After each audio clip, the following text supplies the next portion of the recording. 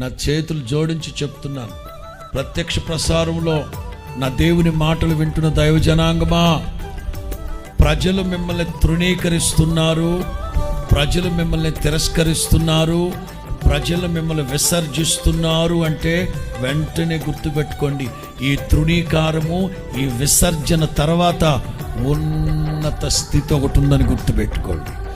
సందేహమే లేదు.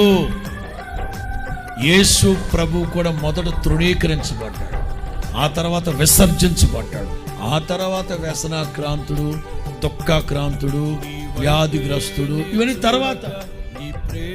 First of all నీ క్లాస్ రూమ్లో నీ స్నేహితులు, నీ స్నేహితురాండ్లు నిన్ను తృణీకరించి, నిన్ను విసర్జించి, నిన్ను ఇగ్నోర్ చేస్తున్నారంటే ఒకటే గుర్తుపెట్టుకో, దైవాశీర్వాదం నిన్ను వెంటాడుతూ ఉంది.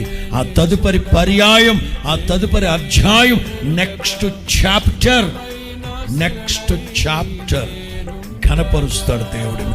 వాళ్ళందరి ముందు ఏ మనుషులైతే తృణీకరించారో, ఏ సేవకుడైతే తృణీకరించాడో, ఏ నాయకుడైతే తృణీకరించాడో, ఏ కన్న తండ్రి అయితే తృణీకరించాడు,